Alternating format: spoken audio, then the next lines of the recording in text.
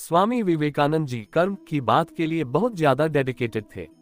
उन्होंने हमेशा कहा, किसी भी तरह के काम से निपटने के लिए प्रैक्टिकल होने की जरूरत है।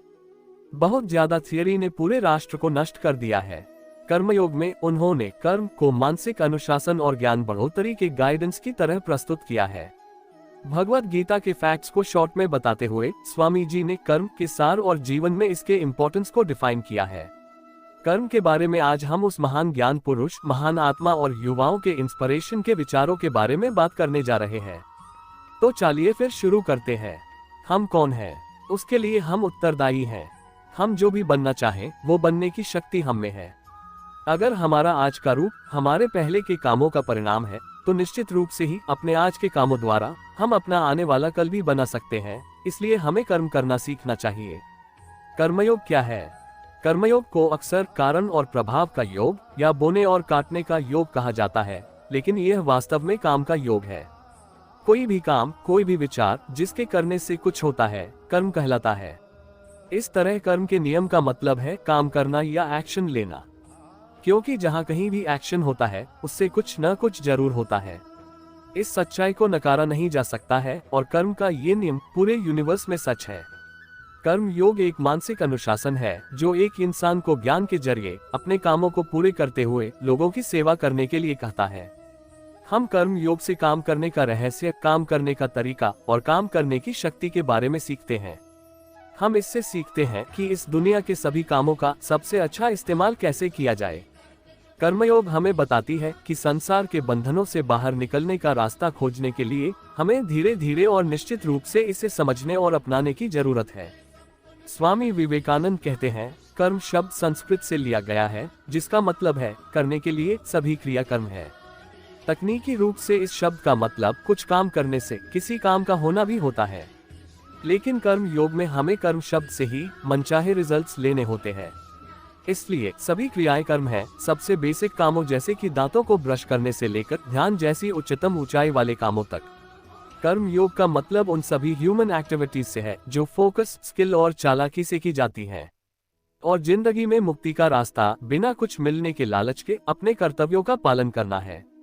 भगवत गीता में श्री कृष्ण, अर्जुन और सभी मानव जाति को अपना काम सबसे ईमानदारी से और अपना बेस्ट देते हुए और स्किल के साथ करने की सलाह देते हैं, बिना किसी लालच या पुरस्कार की उम्मीद के। तो आइए स्वामी विवेकानंद और भगवत गीता के इसी तरह के कर्म के बारे में प्रेशियस विचारों के बारे में बात करते हैं। अध्याय 1, कर्म और चरित्र पर स्वामी जी के विचार। स्वामी जी कहते हैं कि यह मान लेना भूल है कि खुशी ही लक्ष्य है। दुनिया में हमारे जितने भी दुख हैं उसका कारण यह है कि इंसान नासमझी से खुशी को ही सबसे अच्छी कंडीशन बनाने की कोशिश करता है, लेकिन एक समय के बाद वो पाता है कि यह खुशी नहीं है बल्कि ज्ञान है जिसकी तरफ वह जा रहा है और जिससे उसे सच में खुशी मिलती है। और यह कि सुख और दर्द दोनों महान शिक्षक हैं और वह बुराई से उतना ही सीखता है जितना कि सच्चाई से। जैसे जैसे सुख और दुख उसकी जिंदगी के सामने से गुजरते हैं वे उस पर अलग अलग छाप छोड़ते हैं और इन सारे छापों का रिजल्ट वह होता है जिसे इंसान का चरित्र कहा जाता है। अगर आप किसी भी इंसान के चरित्र को देखते हैं तो वह वास्तव में अलग अलग चीजों का जोड़ होता है। उसके दिमाग या सोचने के तरीके का योग है। आप पाएंगे कि उसके चरित्र को बनाने में दुख और खुशी दोनों जरूरी रोल प्ले करते हैं। स्वामी जी कहते हैं कि चरित्र को बनाने में अच्छाई और बुराई का बराबर हिस्सा होता है और कुछ मामलों में दुख खुशी से बड़ा शिक्षक होता है। दुनिया ने जिन लोगों ने महान चरित्रों को बनाया है उनके बारे में जानते समय ज्यादातर मामलों में यह पाया जाएगा कि यह दुख था जिसने उन्हें खुशी से ज्यादा सिखाया। ये गरीबी थी जिसने उन्हें पैसों से ज्यादा सिखाया। अब यहाँ पर फिर ये बात कि यह ज्ञान इंसान के अंदर ही है। कोई ज्ञान बाहर से नहीं आता, ये सब अंदर है। जो कुछ भी कोई इंसान इनोवेशन करता है वो पहले से ही मौजूद है।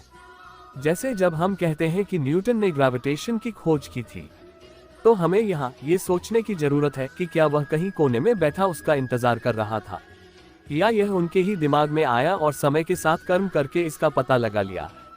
संसार को अब तक जो भी ज्ञान प्राप्त हुआ है वह सब मन से आता है।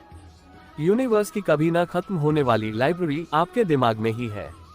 बाहरी दुनिया सिर्फ सुझाव, अवसर है जो आपको अपने मन के बारे में जानने के लिए प्रेरित करती है, लेकिन आपके सीखने का पर्पस हमेशा आपके अपने मन के बारे में ज्यादा से ज्यादा जानना होता है और ऐसा होना भी चाहिए। एक सेब के गिरने से न्यूटन को ग्रेविटी के बारे में आइडिया मिला और उन्होंने अपने मन के बारे में जानना शुरू किया। उन्होंने अपने मन में उससे रिलेटेड चल रहे विचार की सभी पिछली कड़ियों को एक साथ जोड़ना शुरू किया और उनके बीच एक नई कड़ी की खोज की, जिसे हम ग्रेविटी का नियम कहते हैं। यहाँ अगर हम सच में देखें तो ग्रेविटी सेब में नहीं थी और न ही पृथ्वी के केंद्र में या किसी भी और चीज में। वो ज्ञान, स्पिरिचुअलिटी और इंसान के मन में थी। कई मामलों में ये ढूंढा नहीं जाता है, लेकिन ढका रहता है, और जब उसके ऊपर चढ़ी अज्ञानता की परत को धीरे धीरे हटा दिया जाता है तो इस तरह सीखते सीखते ज्ञान की प्रोग्रेस इससे सीखने और सच्चाई का खुलासा करने के प्रोसेस से होती है। जिस इंसान से यह पर्दा हटाया जाता है वह ज्यादा नॉलेजेबल होता है, लेकिन जिस इंसान पर यह पर्दा पड़ा है वह ज्ञानी है। चमकीले पत्थर के टुकड़े में आग की तरह मन में ज्ञान मौजूद है, और आइडिया वह प्रोसेस है जो इसे बाहर लाता है। तो हमारी सभी फीलिंग्स और कामों के साथ हम हमारे आंसू और हमारी मुस्कान, हमारे सुख और हमारे दुख, हमारे रोने और हमारी हंसी, हमारे श्राप और हमारे आशीर्वाद, हमारी तारीफ और हमारी कमी, इनमें से हर एक को हम पा सकते हैं। हर एक मानसिक और शारीरिक परेशानी जो अपने आप को शक्ति और ज्ञान को हासिल करने के लिए दी जाती है, उसे कर्म कहते हैं। इस शब्द को अगर हम बड़े मतलब में इस्तेमाल करें तो एक तरह से हम सभी काम या कर्म कर रहे हैं। स्वामी जी कहते हैं कि मैं तुमसे बात कर रहा हूँ, यही कर्म है। तुम सुन रहे हो, यही कर्म है। हम सांस लेते हैं, यही कर्म है। हम चलते हैं, कर्म है। हम जो कुछ भी करते हैं शरीर से या दिमाग से, वह कर्म है, और यह हम पर अपनी छाप छोड़ता है। कुछ काम ऐसे होते हैं जो शुरुआत में छोटे होते हैं और एक साथ बहुत बड़े बन जाते हैं। जैसे अगर हम समुद्र के किनारे खड़े हों और लहरों को तट से टकराते हुए सुने तो हमें लगता है कि यह कितना बड़ा शोर है, लेकिन ध्यान से देखने और सुनने पर हम जानते हैं कि एक लहर वास्तव में लाखों और लाखों छोटी वेव्स से बनी होती है और इनमें से हर एक शोर कर रही होती है, और फिर भी हम इसे पकड़ नहीं पाते हैं। इसी तरह एक साथ छोटे छोटे कई सारे काम लगातार करते रहने से हम इतने ताकतवर बन जाते हैं कि इनके जरिए हम प्रेजेंट या फ्यूचर में कुछ असंभव लगने वाली चीज को भी कर सकते हैं। इसी तरह दिल की हर धड़कन काम है। कुछ तरह के काम जिन्हें हम महसूस करते हैं और वे हमारे लिए फिक्स बन जाते हैं, वे एक ही समय में कई छोटे कामों का योग हैं। इसलिए अगर आप वास्तव में किसी इंसान के चरित्र को देखकर उसके बारे में अच्छा या बुरा डिसाइड करना चाहते हैं तो सिर्फ उनका महान दिखाई देने वाली वैल्यूज को न देखें, बल्कि दोनों पहलुओं को देखें, क्योंकि हर बेवकूफ कभी न कभी किसी न किसी एक काम से हीरो बन सकता है। एक आदमी को अपने सबसे नॉर्मल कामों को करते हुए देखें, क्योंकि वास्तव में यही चीजें हैं जो आपको एक महान इंसान के वास्तविक चरित्र के बारे में बताएंगी। महान अफसर मनुष्य को भी किसी न किसी तरह से महान बनने के लिए इंस्पायर करते हैं, लेकिन वास्तव में वही महान इंसान है जिनका चरित्र हमेशा महान होता है। मतलब जो अपने दिखावटी और अंदर के सभी कामों में ईमानदार होते हैं, चाहे वह कहीं भी हो। हम वो हैं जो हमारी सोच ने हमें बनाया है। इसलिए इस बात का ध्यान रखें कि आप क्या सोचते हैं। आप जो भी सोचते हो वही आप हो। अगर आप अपने आप को कमजोर समझते हैं तो आप कमजोर होंगे। अगर आप अपने आप को शक्तिशाली समझते हैं तो आप शक्तिशाली होंगे। अगर आप अपने को कम समझते हो तो आप किसी से कम हो जाओगे। अगर आप अपने आप को पवित्र समझते हैं तो आप पवित्र होंगे। सफल होने के लिए आपके पास जबरदस्त डिटर्मिनेशन, जबरदस्त इच्छा शक्ति होनी चाहिए। इसलिए लोग जो चाहे कहें, अपने विश्वास पर टिके रहें और विश्वास रखें, दुनिया आपके कदमों में होगी। विवेकानंद जी कहते हैं कि कई लोग कहते हैं कि इस साथी या उस साथी पर विश्वास करो, लेकिन मैं कहता हूँ पहले खुद पर विश्वास करो। अगर आप पवित्र हैं, अगर आप मजबूत हैं, तो आप पूरी दुनिया के बराबर हैं। अध्याय 2, हर कोई अपनी जगह पर महान है। कर्म के इस प्रिंसिपल को सिखाते हुए स्वामी जी कहते हैं कि कर्म योग प्रिंसिपल का एक हिस्सा है। एक्टिविटी, हाउसवाइफ, हस्बैंड और इसी तरह हर किसी की अपनी एक्टिविटी के अनुसार ड्यूटी होती है। ये दिखाता है कि किसी के लिए क्या ड्यूटी नहीं है और दूसरे के लिए वही ड्यूटी है। साथ ही यह सोचना भी ठीक नहीं है कि यह कर्तव्य छोटा है और दूसरा बड़ा है। अगर कोई इंसान ईश्वर की पूजा करने के लिए दुनिया से संन्यास ले लेता है तो उसे यह नहीं सोचना चाहिए कि जो लोग दुनिया में रहते हैं और दुनिया की भलाई के लिए काम करते हैं वे भगवान की पूजा नहीं कर रहे हैं। न ही दुनिया में रहने वाले पत्नी और बच्चों को उनके बारे में ऐसा सोचना चाहिए कि जो संसार को त्याग देते हैं वे नीच या आवारा हैं, क्योंकि हर एक का अपने और लोगों के जीवन में अपनी अपनी जगह और वैल्यू है, जिसे वो ही सिर्फ अपने कामों के जरिए पूरा कर सकते हैं। अध्याय 3, कर्म का राज। दूसरों की शरीर से मदद करना, उनकी शरीर की जरूरतों को दूर करना वास्तव में महान है। लेकिन ऐसी मदद जितनी बड़ी है और जितनी दूर तक मदद की गई है, उतना ही दूसरे का फायदा कर सकती है। अगर 1 घंटे के लिए किसी की कमी को दूर किया जा सकता है, तो यह वास्तव में उसकी मदद है। लेकिन अगर ऐसी सिचुएशन में उसकी जरूरत को 1 साल के लिए दूर की जा सकती है, तो यह उसके लिए ज्यादा सहायक होगा। लेकिन अगर किसी तरीके से उसकी इच्छाएं हमेशा के लिए दूर की जा सकती हैं, तो ये डेफिनेटली सबसे बड़ी मदद है जो उसे दी जा सकती है। और स्पिरिचुअल ज्ञान ही एकमात्र ऐसी चीज है जो हमारे दुखों को हमेशा के लिए खत्म कर सकता है। कोई दूसरा ज्ञान सिर्फ कुछ समय के लिए ही जरूरतों को पूरा करता है। आत्मा के ज्ञान से ही जिंदगी में हमेशा कुछ न कुछ कमी होने की परेशानी या नेगेटिव शक्ति हमेशा के लिए नष्ट हो जाती है। इसलिए इंसान को स्पिरिचुअल तरीके से मदद करना सबसे बड़ी मदद है जो उसे दी जा सकती है। वह जो लोगों को स्पिरिचुअल ज्ञान देता है, वह मानव जाति का सबसे बड़ा फायदा पहुंचने वाला है। और इस तरह हम हमेशा पाते हैं कि वे सबसे शक्तिशाली लोग थे और हैं जिन्होंने लोगों को उनकी स्पिरिचुअल जरूरतों में मदद की, क्योंकि स्पिरिचुअल जीवन ही हमारी सभी एक्टिविटीज का सच्चा बेस है। एक स्पिरिचुअल रूप से मजबूत और स्वस्थ इंसान, अगर वह चाहे तो हर मामले में मजबूत होगा। जब तक इंसान में स्पिरिचुअल शक्ति नहीं होगी, तब तक शारीरिक जरूरतें भी पूरी नहीं हो सकती। स्पिरिचुअल के पहले मानसिक सहायता आती है। ज्ञान का गिफ्ट भोजन और कपड़ों की तुलना में कहीं अच्छा और उम्दा गिफ्ट है। यह इंसान को जीवन देने से भी बढ़कर है, क्योंकि इंसान का वास्तविक जीवन ज्ञान से ही है। अज्ञान ही मृत्यु है, ज्ञान ही जीवन है। जीवन बहुत कम मूल्य का है अगर यह अज्ञानता के अंधेरे में जीवन है। अगला स्टेज आता है एक आदमी की ग्रेसफुली मदद करना। इसलिए दूसरों की मदद करने के सवाल पर सोचते हुए हमें हमेशा ये सोचने की गलती नहीं करनी चाहिए कि शारीरिक मदद ही एकमात्र मदद है जो दी जा सकती है।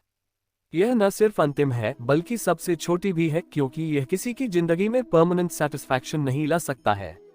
किसी का दुख तभी समाप्त हो सकता है जब वो सभी चाहतों से संतुष्ट हो जाए। तब भूख उसे दुखी न करेगी, कोई संकट कोई दुख उसे हिला नहीं पाएगा। तो वो सहायता जो हमें स्पिरिचुअल रूप से मजबूत बनाती है, वो सबसे ऊंची है। उसके बाद मानसिक सहायता आती है और उसके बाद शारीरिक सहायता आती है। अध्याय 4, कर्तव्य क्या है। कर्म योग के बारे में पढ़ते समय ये जानना जरूरी है कि कर्तव्य क्या है। अगर मुझे कुछ करना है तो पहले मुझे पता होना चाहिए कि यह मेरा कर्तव्य है और फिर ही मैं इसे कर सकता हूँ। अलग अलग देशों में फिर से कर्तव्य का विचार अलग है। मुसलमान कहते हैं कि उनकी किताब कुरान में जो लिखा है वह उनका कर्तव्य है। हिंदू कहते हैं कि वेद में जो है वह उनका कर्तव्य है। और ईसाई कहते हैं कि बाइबल में जो है वह उनका कर्तव्य है। इस तरह हम पाते हैं कि कर्तव्य के बारे में अलग अलग सोच है। जीवन में अलग अलग सिचुएशंस, अलग अलग ऐतिहासिक कामों और अलग अलग राष्ट्रों के अनुसार यह अलग अलग है। शब्द कर्तव्य हर दूसरे सभी के लिए सच और एक शब्दों की तरह साफ तरीके से डिफाइन करना असंभव है। हम इसके प्रैक्टिकल ऑपरेशंस और परिणामों को जानकर ही इसका अंदाजा लगा सकते हैं। जब कुछ चीजें हमारे सामने होती हैं, तो हमारे पास उनके लिए एक फिक्स तरीके से काम करने के लिए एक नेचुरल या सीखा हुआ तरीका होता है। जब यह तरीका आता है, मन उस सिचुएशन के बारे में सोचने लगता है। कभी कभी यह सोचता है कि दी गई शर्तों के तहत एक विशेष तरीके से कार्य करना अच्छा है। कभी कभी यह सोचता है कि समान सिचुएशंस में भी एक ही तरीके से कार्य करना गलत है। पिछली शताब्दी में भारत में लुटेरों के कुख्यात गिरोह थे जिन्हें ठग कहा जाता था। उन्होंने इसे अपना कर्तव्य समझा। किसी इंसान को मार डालने के लिए जो वे कर सकते थे उन्होंने किया और उनका धन छीन लिया। जितने ज्यादा लोगों को उन्होंने मार डाला, वे उसे उतना ही बेहतर सोचते थे। नॉर्मली अगर कोई इंसान सड़क पर जाता है और किसी दूसरे इंसान को गोली मार देता है, तो वह ये सोचकर इंसल्टेड हो सकता है कि उसने गलत किया है। लेकिन अगर वही आदमी अपनी रेजिमेंट में एक सैनिक के रूप में एक नहीं बल्कि 20 को मारता है, तो वह डेफिनेटली खुश होगा और सोचेगा कि उसने अपना कर्तव्य का पालन बहुत अच्छी तरह से किया है।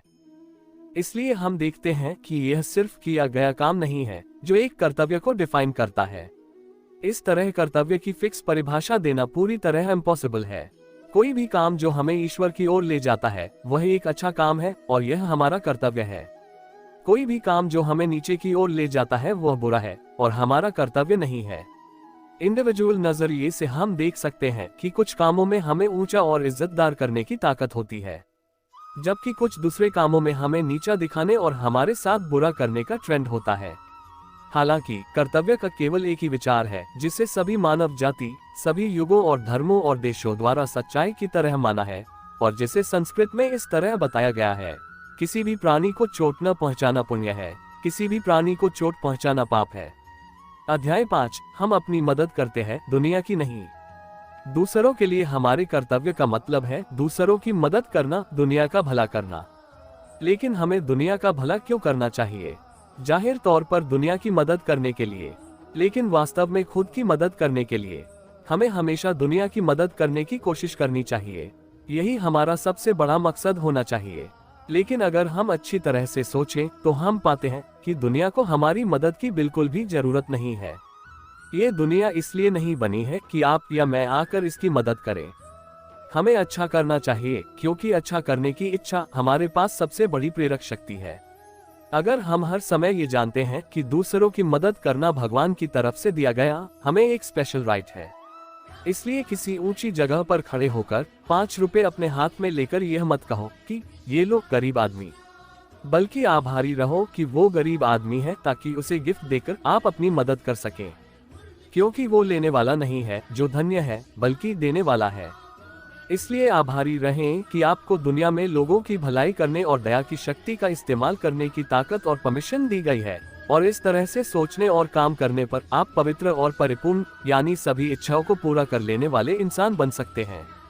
यही एकमात्र तरीका है जिससे हम परिपूर्ण बन सकते हैं। कोई भी भिखारी जिसकी हमने मदद की है उसका हम पर 1% भी बकाया नहीं है, बल्कि हम सब कुछ उसी के कर्जदार हैं, क्योंकि उसने हमें अपने ऊपर अपना दान करने की परमिशन दी है। ये सोचना पूरी तरह से गलत है कि हमने दुनिया का भला किया है या कर सकते हैं, या ये सोचना कि हमने ऐसे और ऐसे लोगों की मदद की है, क्योंकि यह एक बेवकूफी से भरा विचार है और सभी मूर्ख विचार दुख लाते हैं। हम सोचते हैं कि हमने किसी आदमी की मदद की है और उम्मीद करते हैं कि वह हमें धन्यवाद देगा, और अगर ऐसा वह नहीं करता है, दुख हमारे पास आता है। हम जो करते हैं उसके बदले में हमें किसी चीज की उम्मीद क्यों करनी चाहिए? आप जिस आदमी की मदद करते हैं उसके प्रति आभारी रहें, उसे भगवान के रूप में सोचें। क्या अपने साथ के लोगों की मदद करने के जरिए भगवान की पूजा करने की परमिशन मिलना एक बड़े सम्मान की बात नहीं है?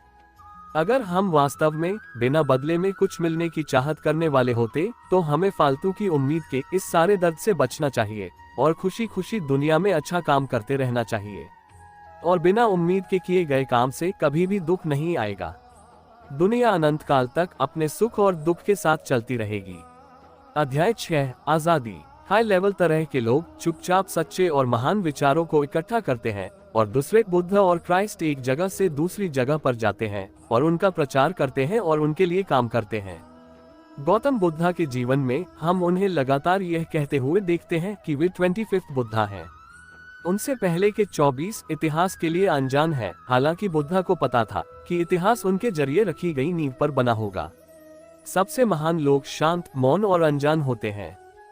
वे लोग हैं जो वास्तव में विचार की शक्ति को जानते हैं और उन्हें यकीन है कि भले ही वे एक गुफा में जाएं और दरवाजा बंद कर दें और सिर्फ 5 सच्चे विचार सोचें और फिर चले जाएं, उनके ये 5 विचार अनंत काल तक जिंदा रहेंगे। डेफिनेटली ऐसे विचार पहाड़ों में प्रवेश करेंगे, समुद्रों को पार करेंगे और संसार में फैलेंगे। वे इंसान के दिल और दिमाग में गहराई से एंटर करेंगे और पुरुषों और महिलाओं को ऊपर उठाएंगे, जो उन्हें इंसानी जीवन के कामकाज में अच्छा करने के लिए प्रैक्टिकल गाइडेंस देंगे। ऐसे एक्टिव होने और लड़ने के लिए, काम करने, संघर्ष करने, उपदेश देने और अच्छा करने के लिए भगवान के बहुत करीब हैं, जैसा कि वे कहते हैं कि यहाँ जमीन पर वो मानवता के लिए आए हैं। एक्टिवली एक्शन लेने वाले, चाहे कितने ही अच्छे क्यों न हो, उनमें अभी भी अज्ञानता का कुछ हिस्सा बाकी है। ये सोचने और ढूंढने पर कि हमारे ज्ञान में अभी भी कुछ कमियां बाकी हैं, तभी हम काम कर सकते हैं। जिनकी पूरी चाहते आत्मा में समा गई है, जिनकी इच्छाएं आत्मा में ही सिमटी हुई हैं, जो हमेशा आत्मा से जुड़ गए हैं, उनके लिए कोई दूसरा काम कर्तव्य नहीं है। ऐसे ही लोग वास्तव में मानव जाति में सबसे ऊंचे हैं, लेकिन उनके अलावा बाकी सभी को काम करना होता है। इतना काम करते हुए हमें ये कभी नहीं सोचना चाहिए कि हम इस यूनिवर्स में छोटी से छोटी चीज पर भी मदद कर सकते हैं। वास्तव में सच्चाई तो ये है कि हम नहीं कर सकते, बल्कि हम दुनिया के इस प्रैक्टिस ग्राउंड में केवल अपनी मदद करते हैं। अगर हम इस सोच से काम करते हैं, अगर हम हमेशा याद रखें कि इस तरह काम करने का हमारा आज का अवसर एक स्पेशल राइट है जो हमें दिया गया है, तो हम कभी भी किसी भी चीज से नहीं जुड़ेंगे। आपके और मेरे जैसे लाखों लोग सोचते हैं कि हम दुनिया के महान लोग हैं, लेकिन हम सब मर जाते हैं और 5 मिनट में दुनिया हमें भूल जाती है। लेकिन भगवान का जीवन अनंत है। कौन एक पल जी सकता है, एक पल सांस ले सकता है, अगर यह सबसे शक्तिशाली नहीं बनाता है? वह जो हमेशा एक्टिव प्रोविडेंस है। सारी शक्ति उसी की है और उनके ऑर्डर के अंडर है। उसी की आज्ञा से हवा चलती है, सूरज चमकता है, पृथ्वी रहती है और मौत आती है। वह सब में है, हम सिर्फ उनकी पूजा कर सकते हैं। इसलिए काम के सभी फल छोड़ दो, अपने लिए अच्छा करो, तभी फुलफिलमेंट आएगी। इस तरह दिल के बंधन टूट जाएंगे और हम पूरी तरह आजाद महसूस करेंगे। यही मुक्ति वास्तव में कर्म योग का लक्ष्य है। निष्कर्ष तो दोस्तों, ये है कर्म पर स्वामी विवेकानंद जी के विचार। हमें उम्मीद है कि आपने कर्म के बारे में कई सारी जरूरी बातें सीखी। अब इन्हें अपनी जिंदगी में अपनाएं और अपने कर्मों की क्वालिटी को बेहतर बनाते हुए अपनी जिंदगी की ओर बढ़ते चलें। कर्मा योगा किताब की समीक्षा। स्वामी विवेकानंद द्वारा कर्मा योगा एक आध्यात्मिक किताब है जो निस्वार्थ कार्य के मार्ग की तलाश करती है। विवेकानंद कर्मा योगा की कॉन्सेप्ट और आज के जीवन में इसकी प्रासंगिकता रेलेवेंस की व्याख्या करते हैं। वह निस्वार्थ सेवा की परिवर्तनकारी शक्ति पर जोर देते हैं और यह बताते हैं कि यह कैसे आध्यात्मिक विकास और प्राप्ति की ओर ले जा सकता है।